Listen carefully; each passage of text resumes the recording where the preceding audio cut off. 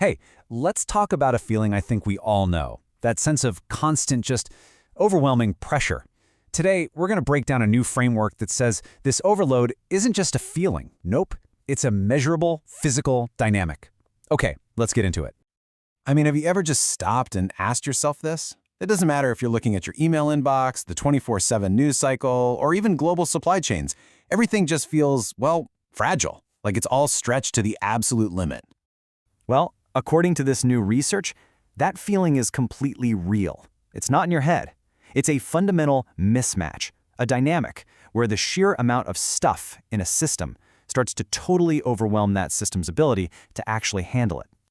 And here's the really wild part. A single, unified framework can explain this phenomenon basically everywhere. We are talking about the exact same underlying physics driving a global shipping crisis and the burnout you feel from your totally overstuffed social media feed. All right, so let's start by digging into the problem itself. Why do we even need a whole new way of thinking to understand our overloaded world? Well, the old way of looking at this was kind of one-track minded. Economists would, track excess goods in a warehouse, and that was that. But that completely misses how stress in one area can spill over and create a massive crisis somewhere else entirely.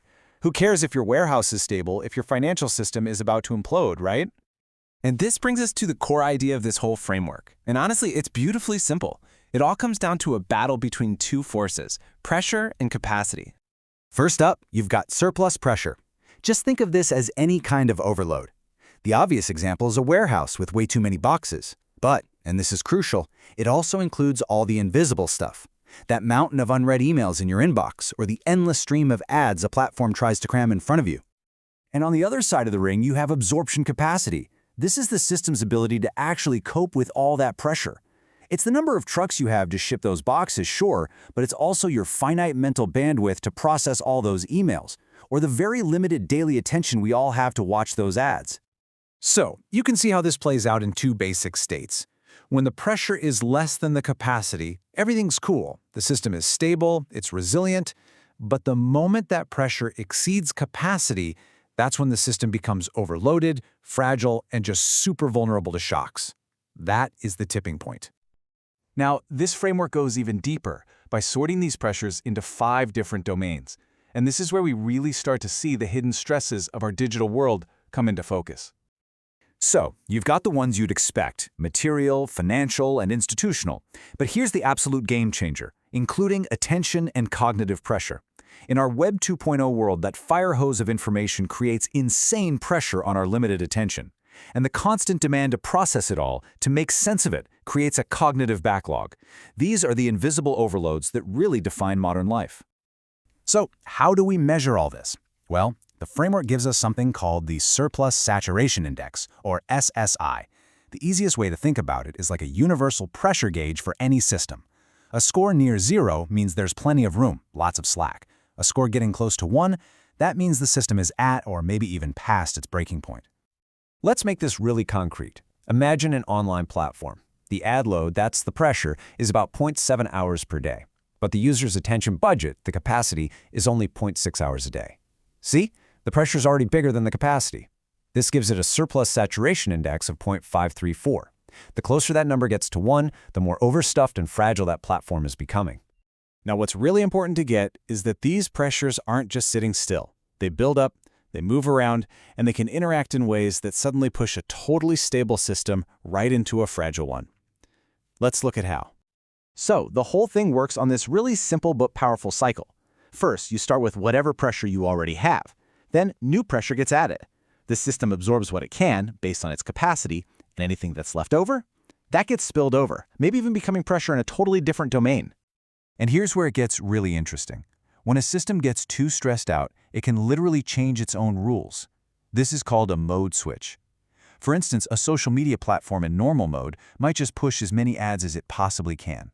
But once it hits overload mode, maybe users are fleeing, it suddenly throttles new ads and starts clearing out low-quality content just to stabilize itself. The entire logic of how it operates just shifts. Okay, so we get how systems get overloaded, but could we see it coming? This is where this whole framework turns into a potential early warning system. The first warning sign is something called collapse readiness potential, or CRP. You can think of this as a brittleness score for the system.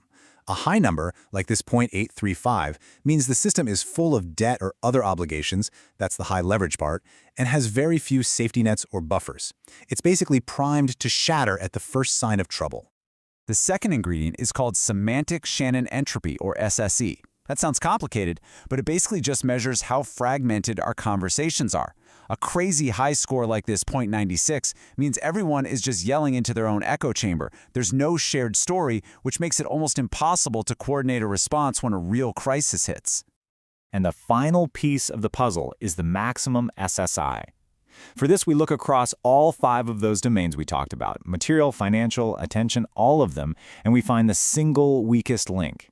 This high score tells us exactly where the hidden bottleneck is, even if the rest of the system looks perfectly healthy from the outside. So here's the punchline. When all 3 of these indicators, the CRP, the SSI, and the max SSI are high, and they stay high for a while, the system enters what's called the black hole condition. It's a state of extreme fragility where one tiny shock can trigger a total cascading failure. This is the big red flashing alarm bell. So, where does all this leave us? Understanding these dynamics is more urgent than it has ever been, especially when you look at what's coming next. And this really gets to the heart of why this is such a breakthrough. For the very first time, we can measure the pressures on our attention and our cognitive bandwidth with the same kind of rigor we use for financial leverage or for warehouse inventories.